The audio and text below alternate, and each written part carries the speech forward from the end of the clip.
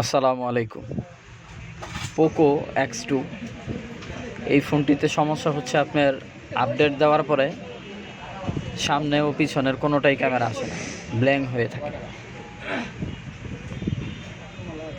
Customer বলছে যে এটা আপডেট দেওয়ার পরে এই ধরনের সমস্যা হয়েছে। আপনারা জানেন যে Poco X2 X3 Pro update দিলে টাচে কাজ করে না, ক্যামেরা সমস্যা হয়। এই ধরনের সমস্যা এর আগে আমি পাইছি। এখন এই ফোনটিতে সমস্যা হচ্ছে যে আপনার টাচ কাজ করতেছে কিন্তু কোনো ধরনের কোনো ক্যামেরা আসতেছে না। এখন এটা সিপিইউ রিবুট করব।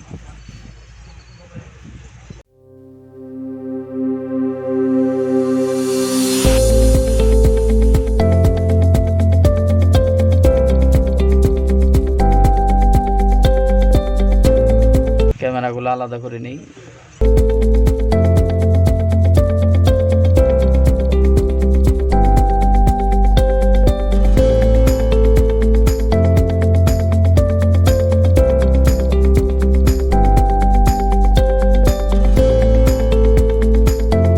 টিনটা একটু কেটে নিতেছি। টিনটা কাইটা নিলাম। এটা হইতাছে আপনার ওয়েলকাম একটি আইসি। এটা হইতাছে 7150। ঠিক আছে, একটু দিয়ে নিলাম, হিট প্রুফ টেপ দিয়ে নিলাম। টেপ দিয়ে একটু আটকায় নিলাম যাতে এমএমসিটার উপরে হিট বেশি না পড়ে।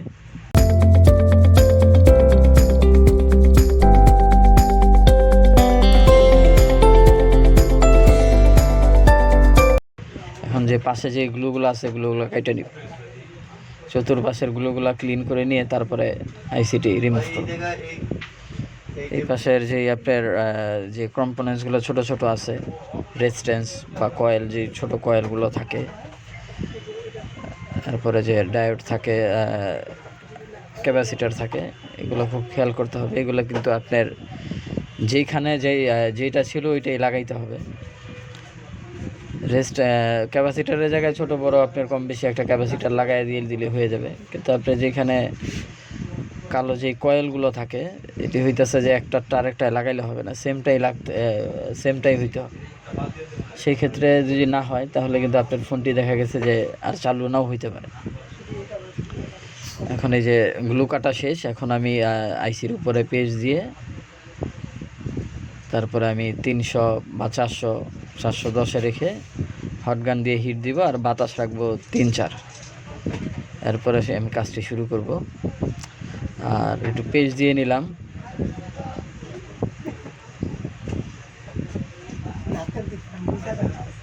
তারপরে এই যে আইসিটি আপনার দেখেন একদিক থেকে আমি হালকা করে হিট দিতেছি আর পাঞ্চ করতেছি রিমুভার দিয়ে।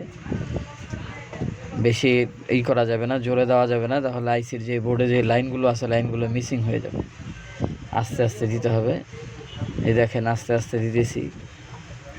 বেশি জোরে দিলে কিন্তু আপনার মাদারবোর্ড থেকে বা আইসিটি নষ্ট হয়ে যেতে পারে।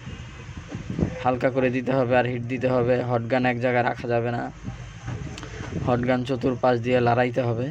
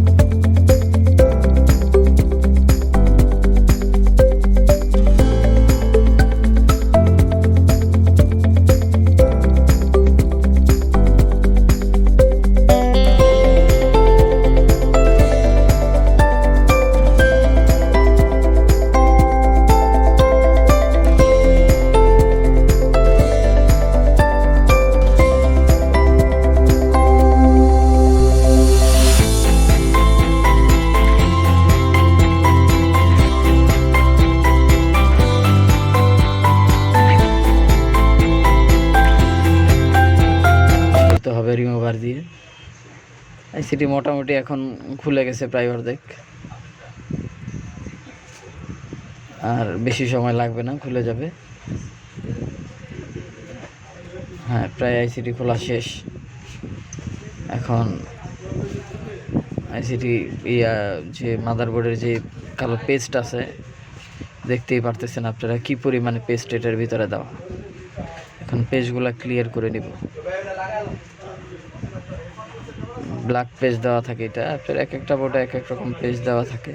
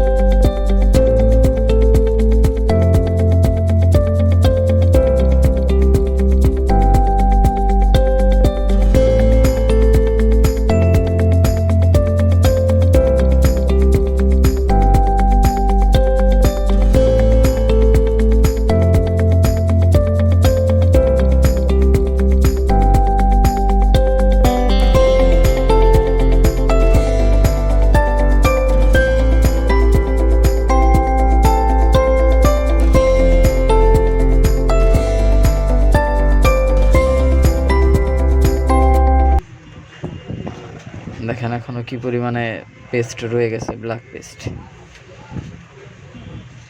আর এটা আপনার রিমুভার দিয়ে, তাতাল দিয়ে আমি ক্লিয়ার করে নিব। এগুলো কাজ করার সময় অবশ্যই আপনার ভালো মানের হট গান, ভালো মানের তাতাল থাকতে হবে, কারণ ভালো মানের জিনিস না হলে অনেক সময় ভালো কাজ করা যায় না, অনেক ধরনের সমস্যা হয়। দেখেন আমার বোর্ডে কিন্তু কোনো ধরনের কোনো লাইন মিসিং হয় নাই, সব লাইনগুলোই আছে।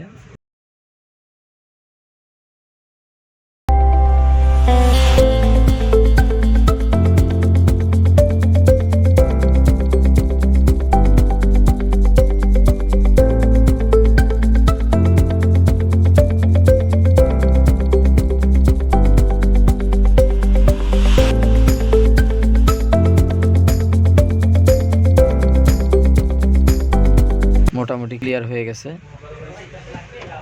আমি আইসিটা বল করা দেখাই নাই, কারণ এত সময় পাইনি, সময় কম থাকার কারণে আইসিটা বল করা আমি দেখাইনি। আর আমি বেশিরভাগ সময় আইসি বল করা দেখাই না, খালি মাদারবোর্ডটি পরিষ্কার করাই দেখাই। এখন আমি আইসিটি ইনস্টল করে নিব।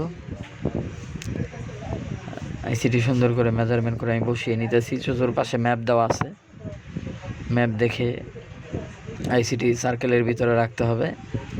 তারপরে হচ্ছে যে আপনার আইসিটি দেখতে হবে বসানোর সময় যাতে উল্টা না হয়, উল্টা ভাব থাকে, এটা খেয়াল করতে হবে।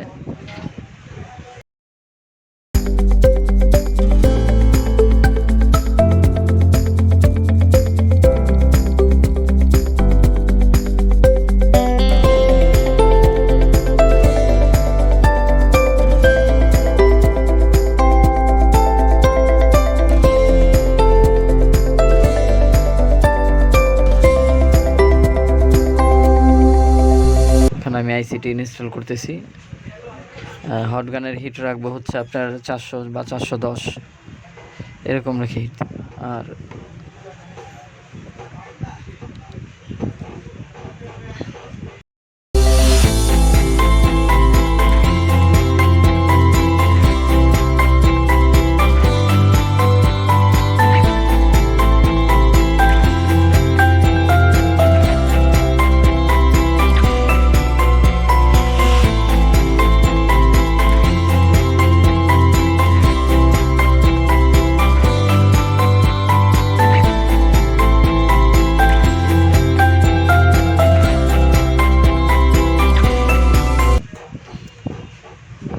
পেজ দিয়ে নিলাম, পেজ দিয়ে এখন আইসিটা হালকা করে একটা লাড়া দিব।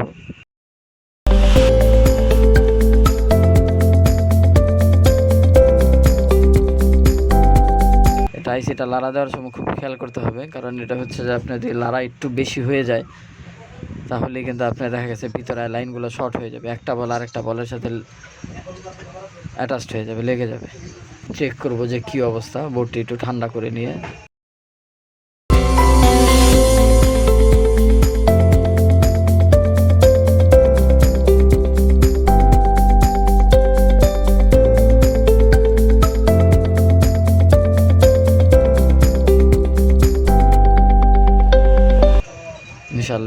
পোকো লেখাটি চলে আসছে।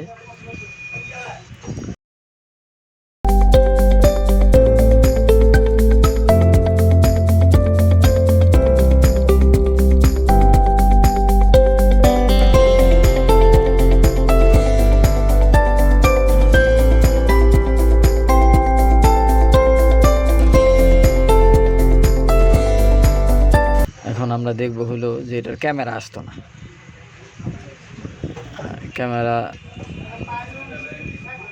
ক্যামেরা চলে আসছে, দেখেন এই যে এটা সামনেরটা, এই যে দেখেন পিছনের ক্যামেরা চলে আসছে। ইনশাল্লাহ আমাদের কাজটি সম্পন্ন হয়েছে। নেক্সট টাইমে আপনাদের সাথে অন্য কোনো ভিডিও নিয়ে আমরা ইনশাল্লাহ আবারও চলে আসব।